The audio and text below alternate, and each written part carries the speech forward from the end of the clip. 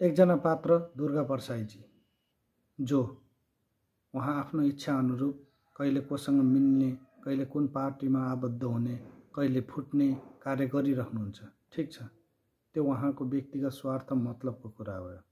तर अहिले महानगरले निकालेको विज्ञप्ति जो सुकुम्बासी सम्बन्धी छ, उहाँ त्यहाँ गएर अराजक फैलाउने कार्य गरिराख्नु भएको छ।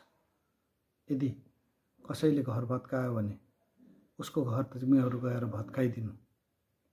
यदि तपाईका चेलीबेटीलाई कसैले घरबाट निकाल्यो भने तपाईले पनि उनीहरूको घरका चेलीबेटीलाई निकालिदिनु। यो एकदमै गलत कुरा हो।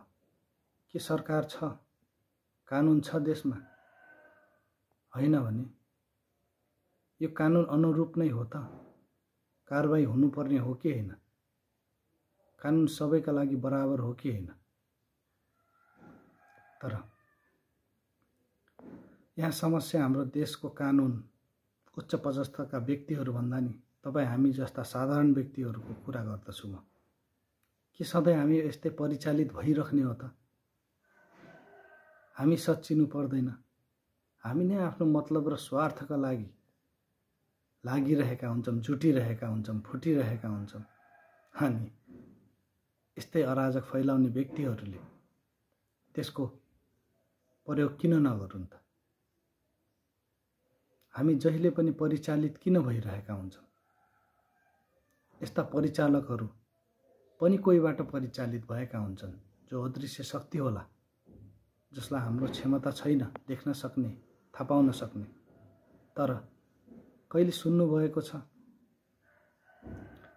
यस्ता परिचालकहरूलाई कहिले केही भएको? चैत 15 गतेको घटनालाई हेर्नुहोस्। त्यस्ता घटनाहरू विगतमा कति भए हाम्रो देशमा। परिचालकहरू अप्ठ्यारो समय आउँदै गर्दा कुले लाम ठोक्छन्। देख्नुभयो होला भिडियोहरू कति व्यक्तिहरूको। अनि हामी नै मर्नुपर्ने, हामी नै जल्नुपर्ने, हाम्रै सम्पत्ति नासिनुपर्ने, हामी नै जीवनभरिको लागि अपाङ्ग हुनुपर्ने। कहिलेसम्म? बिन्ती छ, यस्ता खालका कोही पनि व्यक्तिहरूको पछि नलाग्नुहोस्, चाहे त्यो जोसुकै किन नहोस्। किनकि यसरी गलत तरिकाले हामी कसैको साथमा हुन्छौँ या साथमा छौँ भने भोलि गलत नै हुन्छ। यो त हजुरलाई पनि थाहा छ। काँडाको रुख रोप्छौँ भने त्यो काँडा नै उम्रिने हो, अरू केही उम्रिँदैन। र देशमा यस्तै खालका विध्वंस, विवाद, आन्दोलन या गलत कार्यहरू हुँदै गर्दा देश कसरी टुक्रिन्छ? कुरै छोडिदिनुहोस्, तपाईँ हामीले कल्पना गर्न सक्दैनौँ। त्यसैले बिन्ती छ, सचेत रहौँ। देश नरहे केही रहँदैन।